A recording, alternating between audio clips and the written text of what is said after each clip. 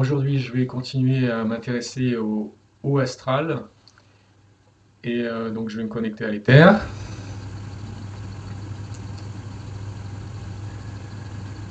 Alors là, on me montre comme si j'étais au-dessus d'un... Je passais au-dessus des nuages en montant plus haut encore au niveau vibratoire. Donc les nuages, les formations nuageuses blanches, ça symbolise les anges, les archanges, tout ça. Et là, ça monte encore au-dessus. Et là, on n'est plus du tout dans des entités ou des groupes d'entités. On est dans une espèce de... ça fait un peu penser à un vide sidéral parce que il y a comme une sensation d'unité, une sensation d'absolu, où en fait là il n'y a plus de notion d'identité ou de super-identité, il n'y a plus du tout d'identité du tout, ça disparaît complètement, tout se fond dans une unité totale, une unité absolue. Et là vraiment on pourrait dire qu'on est déjà plus ou moins dans la source. Il n'y a plus de frontières, il n'y a plus de limites. C'est comme si tout était connecté à tout, mais de façon permanente, c'est-à-dire que là il n'y a plus des effets de regroupement temporaire comme il y a pu avoir avec certains archanges. Là il y a comme quelque chose de stable et de permanent en fait, d'éternel, d'absolu. Et là il y a aussi une sensation de calme en fait, il n'y a plus de complexité en fait. C'est à la fois l'absolue information, c'est-à-dire qu'il y a l'accès potentiel à tout, mais en même temps le vide complet, c'est-à-dire qu'il n'y a plus de sensation de structure, c'est complètement vide, complètement libéré de toute complexité. Et en même temps c'est ça qui est ambivalent, c'est que il y a l'accès potentiel à toute la complexité de ce qui peut être manifesté dans des plans qui vibrent plus bas.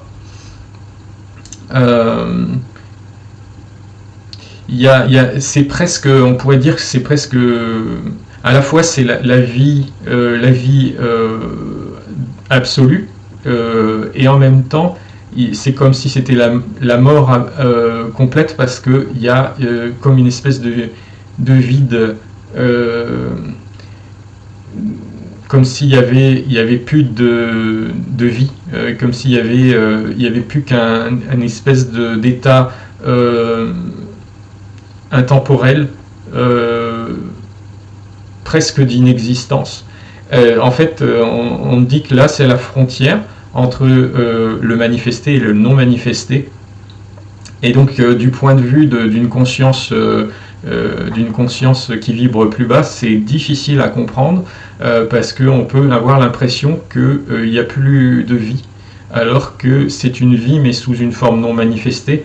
C'est une vie de conscience pure, mais qui ne se manifeste pas, parce qu'une conscience qui se manifeste, c'est une conscience qui avec des flux d'informations, alors que là on est dans un état où en fait la conscience n'est plus ne fonctionne plus par flux, elle est comme figée, comme gelée dans l'instantané, et dans l'éternité en fait, avec tout à l'intérieur.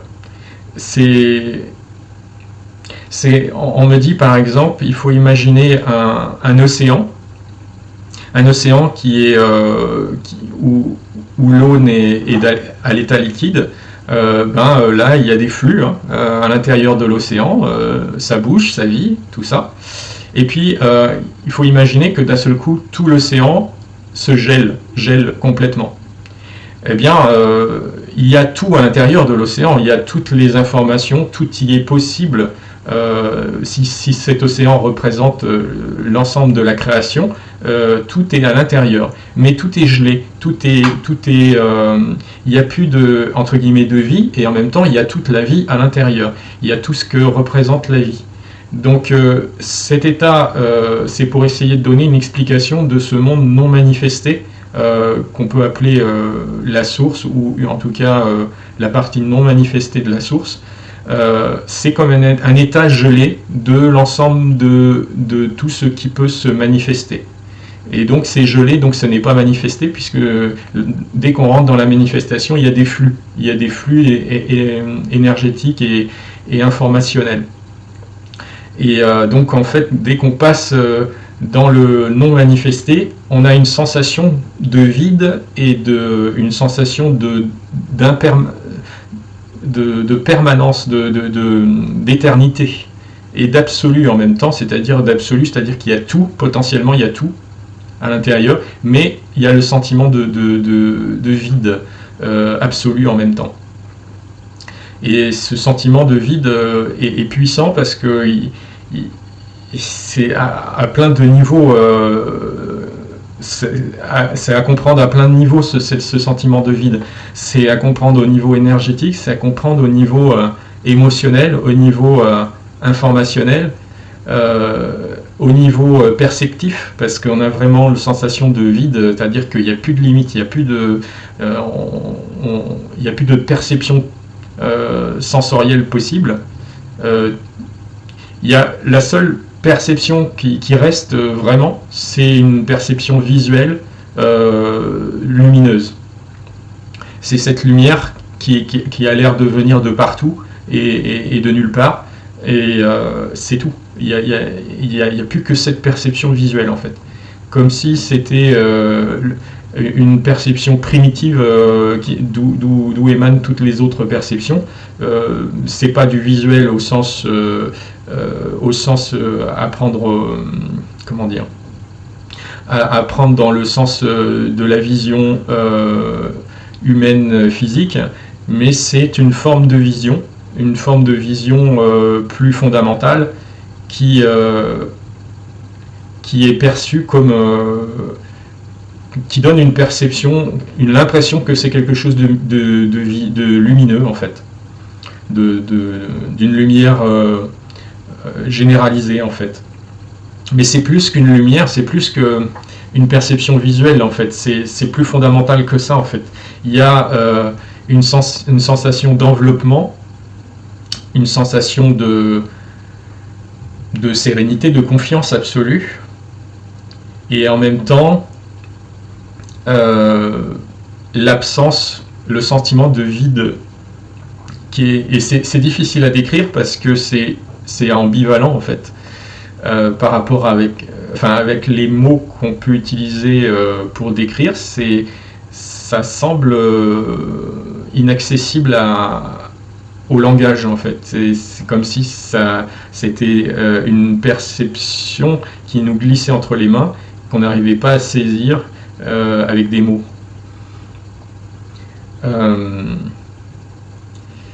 Donc ça représente en gros le plan divin, hein, pour simplifier. Et je me demande s'il y a quelque chose d'important à ajouter là-dessus. On me dit qu'en fait c'est tellement difficile d'accès à la compréhension, c'est pas potentiellement, c'est même pas accessible à la compréhension, donc c'est vraiment par une exploration, par une exploration, une expérience de cet état qu'on peut y comprendre quelque chose. mais les mots ne peuvent pas décrire vraiment cette expérience, cet état particulier, et encore moins comment ce plan non manifesté interagit avec le plan manifesté. Parce que on me montre quand même quelque chose, c'est comme si il y avait un liquide blanc et un liquide noir avec une frontière entre les deux, et que cette frontière était pas plane, mais qu'elle vibrait, qu'elle ondulait comme ça. Donc il y a c'est un peu comme la frontière entre deux océans, entre par exemple l'océan Pacifique et l'océan Atlantique. Il y a une zone où ça se mélange pas, mais ça fait comme des ondulations entre les deux. Et bien on me montre, c'est symbolique, hein, entre le plan non manifesté et le plan manifesté, il y a cette espèce d'oscillation, ces espèces d'oscillations, comme s'il y avait entre guillemets des hésitations. Est-ce que ça se matérialise ou ça se dématérialise? Enfin, c'est pas une question de matérialité, c'est plutôt une question de manifestation. Est-ce que ça se manifeste ou est-ce que ça ne se manifeste pas? Ça peut osciller entre les deux états, manifesté, non manifesté, dans cette zone de transition. Et c'est une zone très active, entre guillemets, c'est-à-dire que les plans manifestés et le plan non manifesté sont très... Il y a beaucoup d'interactions à cette frontière entre les deux, qui fait que il y a des échanges, en fait, des choses qui se sont manifestées qui retournent au plan non manifesté parce qu'ils n'ont plus lieu d'être, et la manifestation qui leur correspond a fait sa vie, entre guillemets. Et en même temps il y a des éléments du plan non manifesté qui vont pénétrer dans le plan manifesté pour se manifester, justement, des nouvelles choses qui vont arriver dans les plans manifestés. Et il y a c'est un espèce de flux, hein, d'interaction entre ces deux espaces ou ces deux plans. En fait, c'est plus compliqué que ça, mais globalement, il y a un plan non manifesté et plusieurs plans manifestés. Et en fait, on peut considérer en fait que ces différents plans manifestés correspondent à des univers parallèles, pour simplifier. Donc en fait, le plan, on me montre, hein, une représentation, encore c'est symbolique, hein, d'une zone centrale qui est non manifestée et de zones périphériques qui sont manifestées. Et il y a une zone intermédiaire de transition où ça passe de l'un à l'autre. Et donc dans cette zone périphérique, il y a plusieurs mondes manifestés, plusieurs plans manifestés, alors qu'il n'y a qu'un seul plan non manifesté au centre.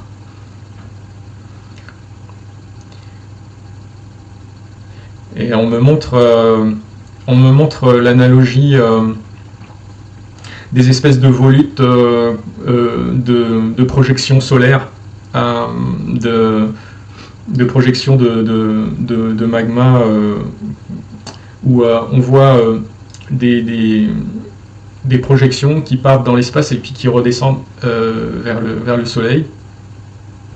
En fait, l'analogie, c'est qu'il y a des choses qui viennent du plan central non manifesté, qui sont projetées et qui traversent cette frontière. Alors, ils arrivent dans le plan manifesté et ils font leur vie, entre guillemets, ces projections, et ils retournent au plan non manifesté une fois leur vie effectuée, entre guillemets. Donc quelque part, c'est analogique avec la notion de réincarnation, puisque où on pourrait dire que le plan manifesté correspond à l'incarnation dans le physique et le plan non manifesté à l'astral. Et le fait de faire des cycles comme ça de incarnation, désincarnation, incarnation, désincarnation, ben là il y a des cycles de non manifestation, manifestation, non manifestation, manifestation.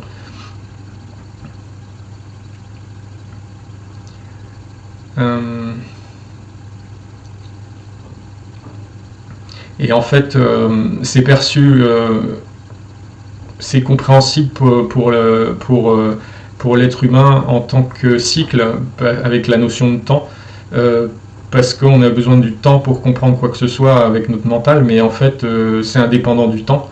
Donc, il n'y a pas vraiment de cycle, puisqu'il n'y a pas vraiment de temps. Mais tout ça existe, entre guillemets, simultanément. Je demande s'il y a autre chose d'important à dire sur ce haut astral.